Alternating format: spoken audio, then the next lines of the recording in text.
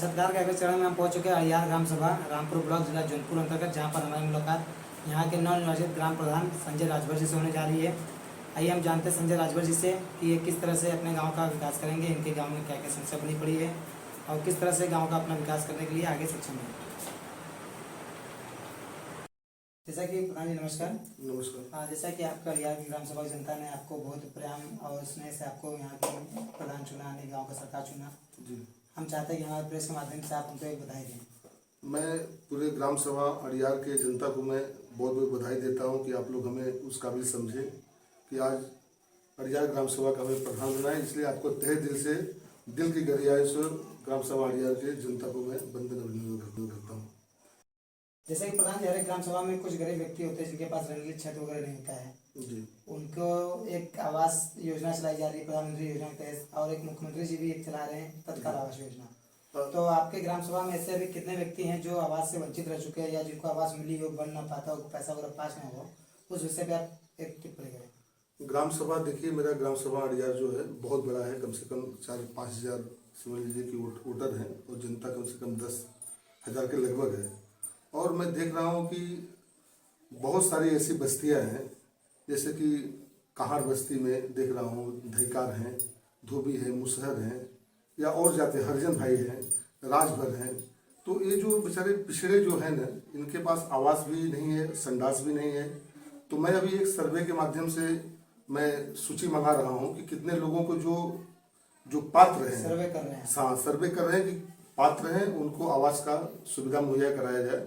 और मैं सरकार से और अपने ब्लॉक के अधिकारियों से ही बोलना चाहूँगा कि इतना बड़ा ग्राम सभा है और बहुत ही दबे कुचले वंचित है, जो घर से कितने लोगों का भी छत टूट गया है, कितने का कच्चा घर नहीं है। तो हम ब्लॉक से ज़्यादा बोलूँगा और सरकार से मांग करूँगा कि कम से कम हमारे ग्राम सभा अड़ियार में बहुत दबे कुचले हैं, ज़्यादा से ज़्यादा यहाँ आवास देकर और इन लोगों को हम कृतार्थ करें। अच्छा, आपके पास अभी कोई लिस्ट वगैरह भी जारी अभी नहीं, एक पुराना लिस्ट आया था पूर्व प्रधान के द्वारा, जिसमें इतने बड़े ग्राम सभा में सिर्फ हमें 3 आवास अलॉट किया गया।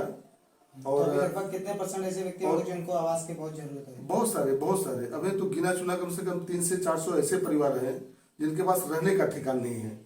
लास्ट दक्षिणी हमारा 14 मौजा है। 14 मौजा में एक गांव बिसैनीपुर आता है और एक मध्य में जो ग्राम सभा अड़ियार मध्य में है, वहाँ कहार है, कश्यप, धोबी, धैकार, बेचारे उनके पास न आवास है, न संडास है, एकदम न पानी की व्यवस्था है। बिसैनीपुर में जो कहार बस्ती है, उनकी दशा आप देख लेंगे, आपके आंखों से आंसू टपक जाएगा।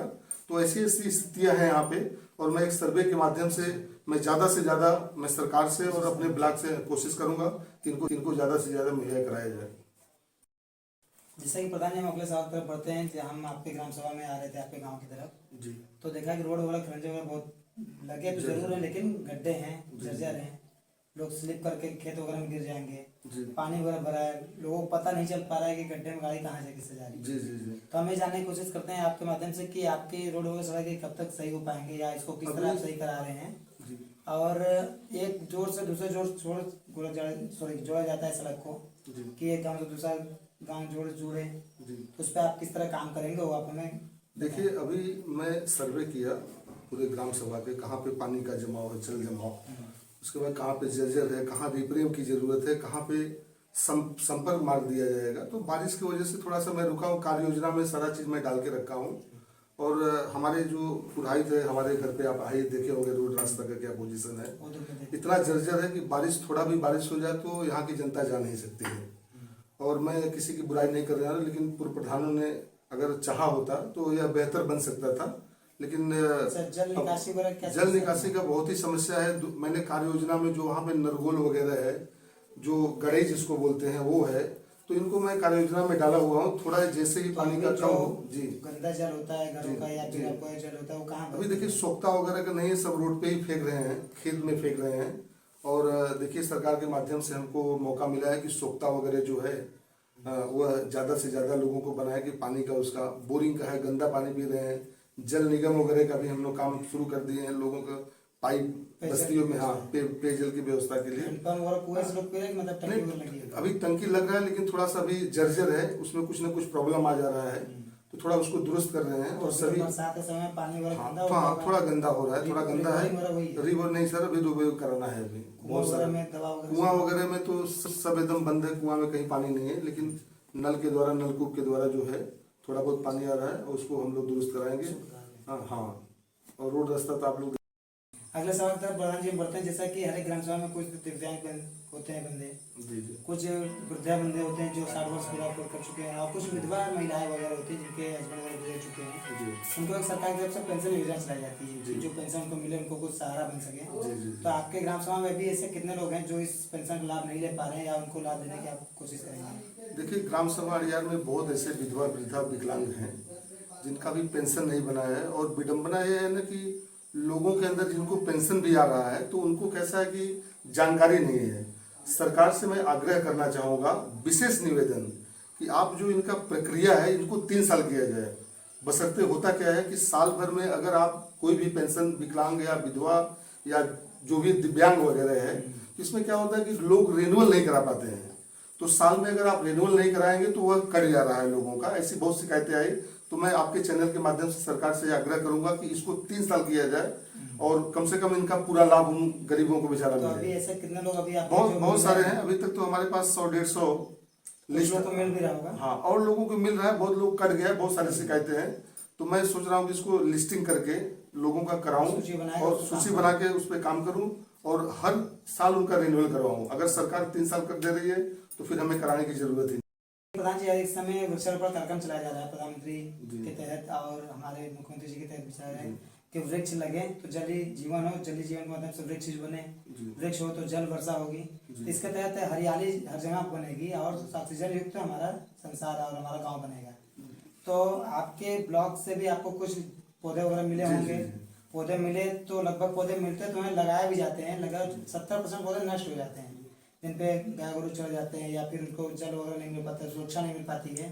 तो आपके क्षेत्र में कितने अभी पौधे हैं जो लगाए हैं, और लगाए तो आपने क्या लोगों को सजेस्ट किया किस तरह से उसको बचाया जाए? देखिए, थोड़ा पौधा आया था एक लिस्टिंग के माध्यम से और लगाया गया, लोग थोड़ा बहुत लेके गए अपने अनुसार से।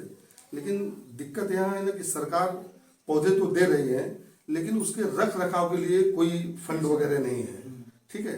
और नरेगा के माध्यम से लोग मजदूर लगाते हैं। हाँ, तो कम से कम सरकार अगर पौधा दे रही है तो उसके सुरक्षा के लिए कम से कम उसको ट्री गार्ड वगैरह का व्यवस्था कराए, तब जाके पेड़ पौधे बचेंगे। आपने कुछ अपने जनता हाँ, को बताया क्या कैसे? मैंने सब बताया कि इसको आप इस तरह से बचाइए और बहुत कुछ मैंने बातें बताया। लेकिन प्राय गोरू चौवा अकड़ी बकड़ी जो भी है सब चल लेते, जिसकी वजह से नहीं। और मैं सरकार से ये बोलूंगा कि आप अगर पौधा दे रहे हैं तो उसके रख रखाव के लिए भी कुछ सोचा कर। जी जी जी जी जी। प्रधान जी, हर एक ग्राम सभा में सामुदायिक शौचालय वगैरह होते हैं जहाँ की लोग अगल बगल से आए जाए, जी। वहाँ शौच वगैरह कर पाए, उनको जी। सहूलियत हो। तो क्या आपके ग्राम सभा में शौचालय वगैरह सामुदायिक शौचालय बने हैं कि अभी भी? देखिए, सामुदायिक शौचालय बना है, 14 मौजा का गांव है और एक सामुदायिक शौचालय बिसैनीपुर के पास में यादव बस्ती है, वहाँ पे बना हुआ है, 2 सीटर का है और वो भी अधूरा है।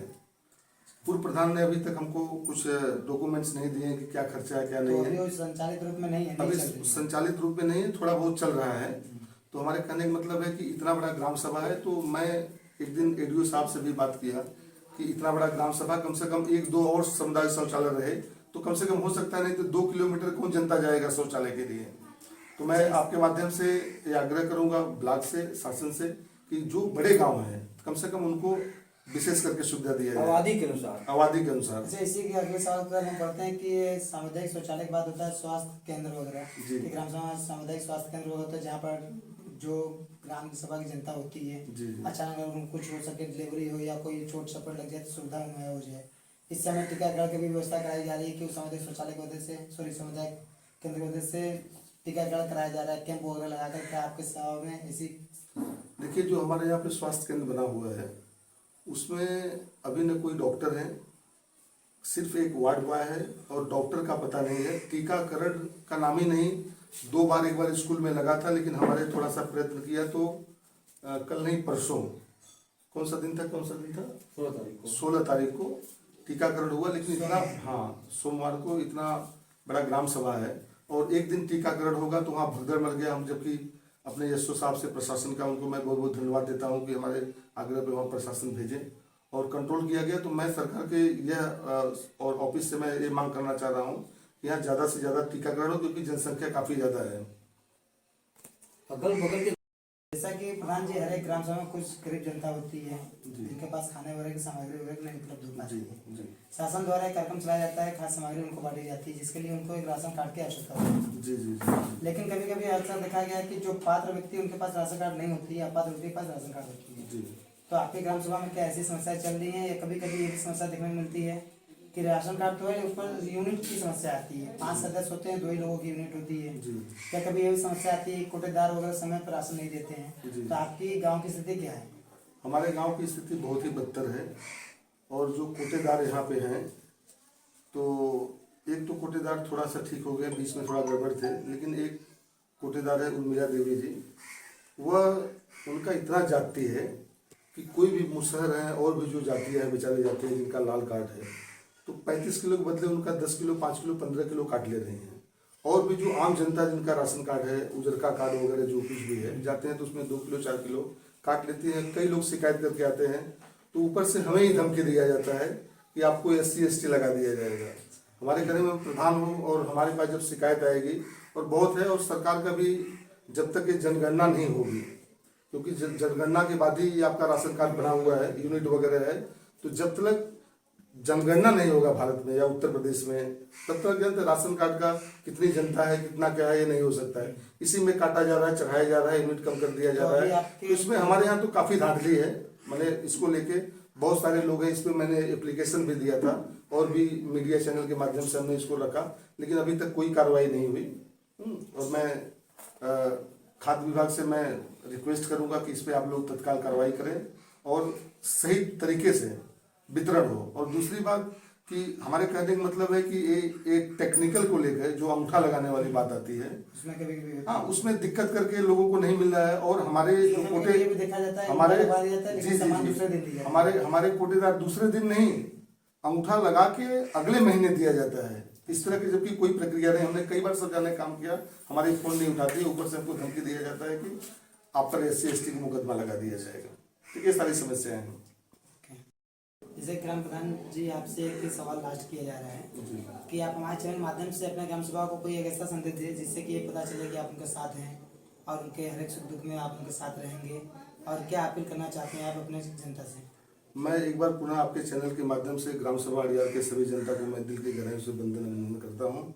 और मैं सभी लोगों को यह कहना चाहता हूँ कि आप लोग हमें इतना बड़ा सम्मान दिए, कि जो 1.5 महीना में आकर इस ग्राम सभा का आप लोग हमें प्रधान बना दिए। और मैं आप लोग से यही अनुरोध करूंगा कि आप लोग किसी तरह का द्वेष, मन में कोई भी पीड़ा मत रखिए, हम सबके हैं और सबके लिए मैं काम करता रहूंगा।